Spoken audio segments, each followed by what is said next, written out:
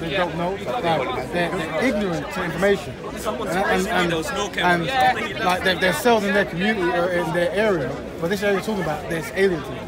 So the goal is to try to let them have that information, right? And that's where the strategy we have now, right? So, but I think you sometimes might go to the strongest one. So the homosexual thing, that's like the most. It's a very it's off the deep end, yeah. And there's a lot of insecurities, and you got to tackle the fears. Do you know what I mean? So that's why I would say if you want to. Sorry, there's my name. Yeah. So I'm saying, what I would do as a strategy is there has to be a purpose. Once you have a purpose, then you have a goal, right? So, what is the value in black people speaking about homosexuality? You have to, once you establish that, then you can actually go. But until you do that, people are just going to be fearful. Exactly. Yeah. So that is what if you feel there's a value there, identify that, and then we can get it. That's really good. That's a principle of having debate and dialogue and deliberation, so that it's not just a fight or just a debate at the end of the day. It's actually something that's constructive and actually gives us information at the end of the day. Because I think one of the most telling things is when people come to the corner and they say, I learned so much from the video, other than, oh, I took your side on this part of the fight kind of thing. And it's getting the information out there, because only by giving people information is the only way that we're going to illuminate the path for them.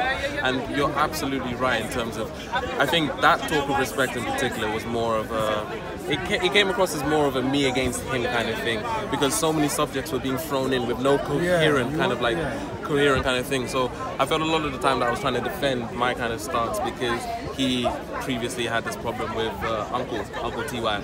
And their issue is their issue. But my issue with him was that he will willingly throw someone else that he doesn't know under the bus, but then claim to be empowering black people. And it's like, you just threw your own brother under the bus for the sake of yourself kind of thing. So it's one of those things where I think, like you said, there's a lot of juvenile, ignorant individuals that don't necessarily better the conversation in certain extents, but we need to pick the conversations carefully, because... Yeah, the thing is, I think most people here, they have an angle, they have something that's very valuable, and I think what we're doing is we're not actually trying to get that. So for yourself, you already identified to me that there's unique black communities that do remarkable things that's very beneficial, or we're unaware of it. You gave the example of there's a whole black orchestra. Yeah, and that's amazing, and that can actually influence people to take up the violin and chant and so on, right? So that's what we want to get.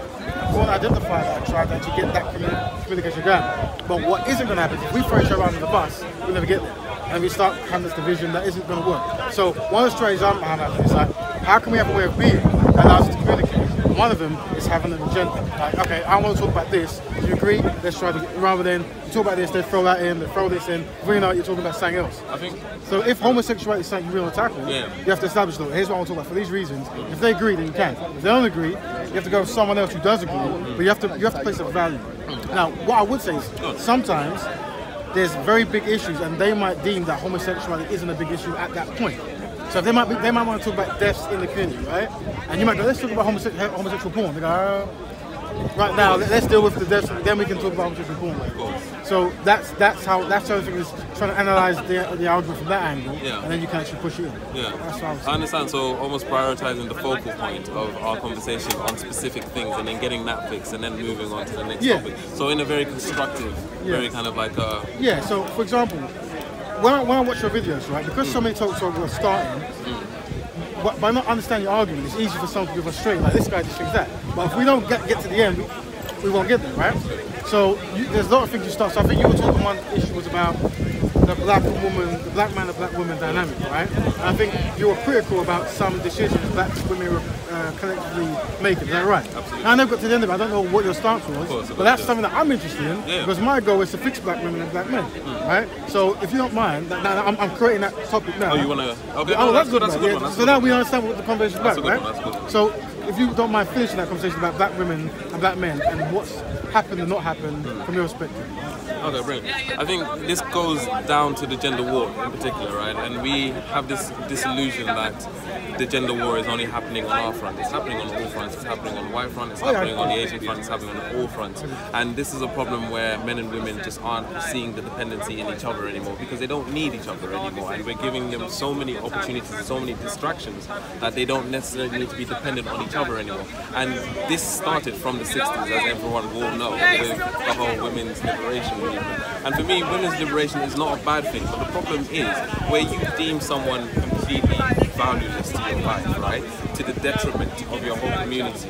I feel like that is an issue, and I feel like in the black community we skip around, and this is not just the black community either. This is in the white community, the Asian community. We have the male-female dynamic. Yeah, the male-female dynamic. There's a very heavy protection of criticism towards women, which unfortunately, unfortunately, it has gone a little bit too far to the point where women can do stuff that is very detrimental to society. It's my nature. I can't. Come over here, come over here, come over here, come over here, come over here. It's my nature. I can't, for the life of me, I can't.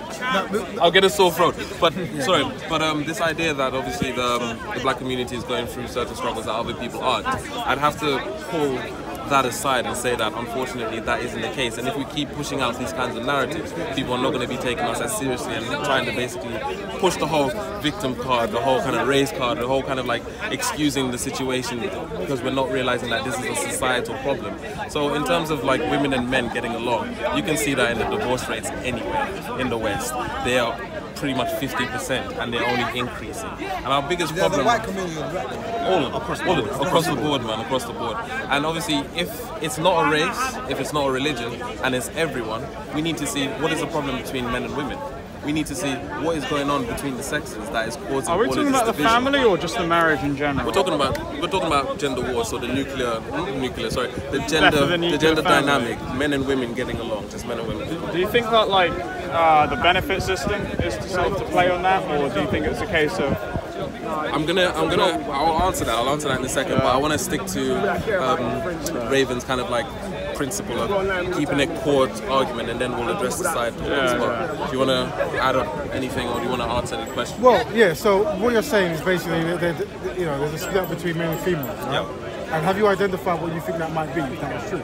Absolutely. What do you think that might be? I think it's the frequent advancement in technologies that have basically allowed us to devalue people and realize that we don't necessarily need people. Where women needed men previously to get resources or whatever, they don't necessarily need men now because they can go into the workplace and they have comfortable jobs that won't put them at risk, etc. And then on top of that, there's the whole kind of like being able to marry into wealth, etc. You know, there's a lot of things that they've basically neglected. The same thing with men as well. There's a lot of things that men have neglected in women in particular. Historically, we haven't treated women great. I wouldn't call myself a male feminist, but I would not be honest if I wasn't to admit that the fact that men have historically enjoyed the world as their harem. But as soon as they want to settle down, they want the women to be pure, virgin, sanctified. You know, they want them to be the full package, and you cannot have your cake and eat it as well. And this is why I think we're seeing such a backlash from women in this pro-feminist movement, this exaggerated feminist movement, because of the way they've been treated historically. And until we address that as men and better our character as men, I feel like we're going to get more women acting out in this way. Now, for what you're saying, through analysing your video with Raspet last week, he kind of supports what you just said.